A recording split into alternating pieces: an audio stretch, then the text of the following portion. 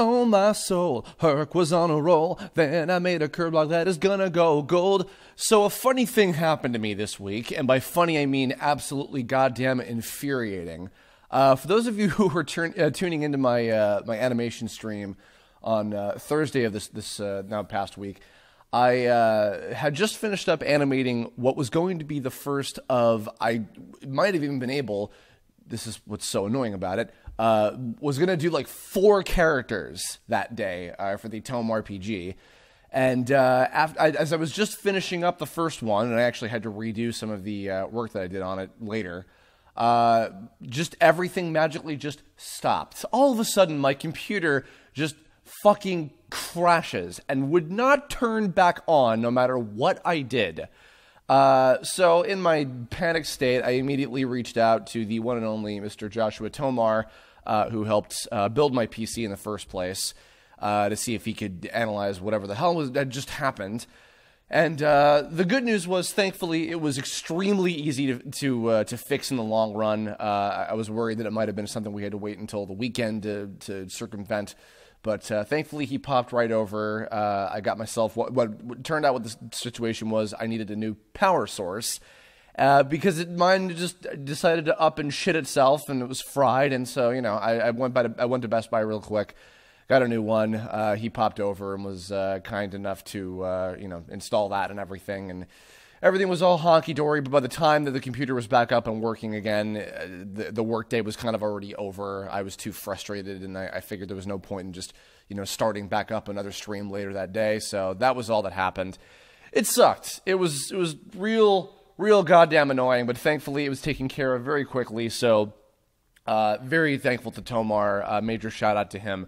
I think I made some joke on Twitter about how Montutu Yuppie comes to bail Shawapoof's ass out of a jam, which is quite vindicative, But all that aside, before I get to what have I been watching and playing and all that this weekend, or what have I been doing also, on a more positive note, I spent a lot of time with some friends that came in from out of town to visit, some fellow voice actor folks. Elsie Lovelock, who you guys might know from YouTube as Sweet Poffin. She came to visit for actually I think like almost a solid week or so. And Damon Mills, who you guys would know from like every Funimation show ever, he's Monaka on Dragon Ball Super and tons of other stuff, came to visit as well, and had a lot of fun with them. I hadn't seen Damon in quite a while since I'd gone to visit Texas, and Elsie, of course, had come to visit earlier this year when we were still doing the Fire Red Pokemon Waptois playthrough with Casey, and she came in and was awesome on that. And also met a lot of other folks through her, including some folks I had never interacted with before, and also met Jason Marnoka, who'd been in a few things, and he'd auditioned for me before, and finally met him in person too, so that was nice. It showed both of them a little bit around LA amongst some other friends and stuff, and I mean they've it's funny because like I'm sure a lot of you guys probably know this. A lot of us who kind of came from the like internet world of voiceover all kind of in some way, shape, or form have known each other or known of each other at least for a long time before any of us were like, really working professionally. And, folks kind of particularly coming out here just because of how much work there is, or even folks going to Texas and stuff for Funimation and everything. It's just interesting to see like how far like everybody kind of from that sect of the internet has come. And, it's nice because we all kind of have that same sort of built-in connection, I guess. But yeah, it was great to see the two of them. They've both gone home by this point, but took some pictures. If you guys follow them on Twitter, we were hanging out in Burbank for a little bit, and that was a lot of fun. Yeah, but anyway, usual. What have I been watching lately? Nothing too out of the ordinary or anything, but just offhandedly, we were just kind of like browsing through Netflix, and one night didn't have anything new to watch. Amy and I watched the Disney's Hercules, which it was so crazy because it had actually been a lot longer than I had originally thought since I'd first seen them. It's one of my favorite. Actually, it's one of my favorite Disney movies, and it's probably my favorite of that era of like I guess I don't know if that's considered still like the quote unquote golden age of Disney animated movies or whatever, but. Yeah, it's still one of my favorites, but it was crazy because there was so much about it that I actually didn't remember. I remember like, of course the overall plot and all the major songs and everything. I didn't remember like certain things. Like I forgot the Hydra was CG. I forgot the Cerberus is in like 2 shots of the entire movie. And of course, this goes to show, certainly says a lot about me that, like, as I'm watching the movie and I see, Hades' little room with his little desk in the center, and then the fucking Olympus Coliseum, and all I can think of is the goddamn Kingdom Hearts, 3D interpretations of those areas from the games, which I guess that means I've probably watched or actually played through the games that feature those stages more recently than I've actually watched Disney's Hercules. So that's pathetic of me, I guess. But no, and yeah, it was even funny to me that, like, Cerberus, he's in like 2 shots of the actual film, and then he's a boss, I think, both in Kingdom Hearts 1 and 2, or maybe Birthright. He's a boss in at least 2 of them, I think. But which is crazy to me, but nonetheless, yeah. And I actually, I noticed, especially because of the recent Kingdom Hearts 3 trailer, and again, it had been so long. The scene where Hades is screaming, "Get them!" and the Titans come down or whatever. Is like, oh, that's in the 3 trailer, and that's just flat out a scene from the movie. So I'm thinking that for the Kingdom Hearts 3 Olympus level, they might just like be adapting the final part of the movie that kind of hasn't been touched or whatever by this point. I just want to fight against the Titans, but nonetheless. Anyway, Kingdom Hearts shit aside, sorry, I have it on the brain. I just saw Ben and Heather the other night. A few things I didn't remember that it was just refreshing to see them again after all this time. Thebes is literally just like Greek New York. Like, they just made it very like Manhattan-y with all the tropes, like the crazy people with the the conspiracy, like God is among us sign or whatever the hell that crap is. But that was pretty funny just to see that. And also, see, it's funny because I remember the I'm an action figure from the trailers and all that and the commercials, but I forgot that scene is him talking to Zeus as a statue again to communicate that, oh yeah, like, I think I've made it, right? I'm a true hero or whatever. And then it's oh well, just because you're really famous doesn't make you a true hero. Like, keeping that kind of theme consistent, and then everything with Meg, of course, which, I mean, Hercules and Meg, I think is that's to me, and that's part of the reason why this is my favorite of that era, is that relationship, I think, is the best and most interesting of all the, like, main character and main guy character and main girl character eventually getting together relationship from all of the 2D era Disney movies of that time, from like the 80s and 90s. Meg's backstory and development and everything with that is really well done. Her songs, of course, woven into the story in a way that is so cool, and it's and it's a great song as well. Like, this whole movie had really catchy, fun songs. Even though, of course, the gospel truth is sadly ironic in many ways. Well, I won't get into that nonetheless, but it's still catchy. So, whatever.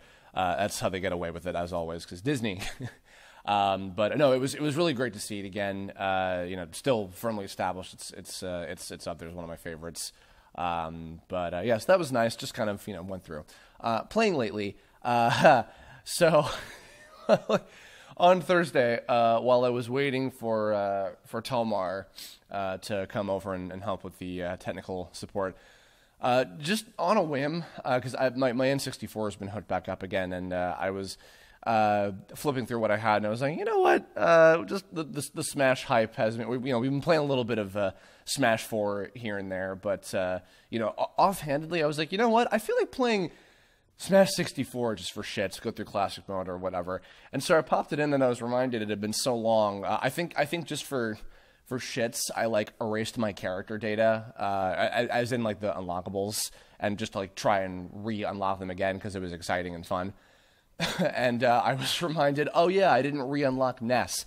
Genuine question for everybody listening: is Smash 64 fucking like harder than I remember? Because my god, like, I think I tried 3 times with different characters to beat classic mode on normal with 3 lives and get Ness, and I couldn't do it. I kept fucking dying. Like, I think I got as far as the Kirby team, Yeah, I hadn't even gotten up to Metal Mario, and I just kept dying, and I was getting so fucking frustrated, and I was like, is this... Because I remember this being hard as like when I was a kid, and I got better at Smash, but I'm just like, I can't do shit. Why am I so bad at this? Yeah, it's bad enough that, like, because Amy, like, knows how to fight competitively when it comes to Smash 4, and she just destroys me at it constantly. But even, like, I'm going to play against the computer on just normal mode in, like, Smash 64, and I'm still getting my ass raped.